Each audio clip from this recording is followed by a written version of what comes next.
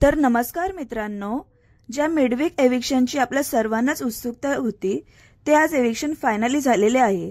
ते म्हणजे बॉटमला असणाऱ्या वर्षाताईंचे आज एविक्शन झालेले असून फॅन्स खूप खुश दिसत आहेत।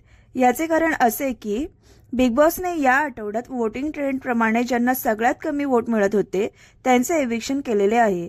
या एविक्शन नंतर वर्षाताईंचे म्हणणे होते की मला असं वाटत नव्हते की टॉप 5च्या पहिलेच घराबाहेर जाईन।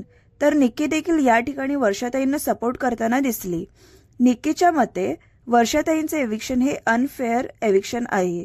मात्र बिग बॉसने यावेळेस वोटिंग ट्रेंडनुसारच एविक्शन रिझल्ट दिलेले आहेत। यानंतर आता बिग बॉसच्या घरात एकूण 6 सदस्य बाकी राहिलेले असून उद्या बिग बॉसमधून आणखी एका सदस्याचे एविक्शन होण्याची शक्यता आहे।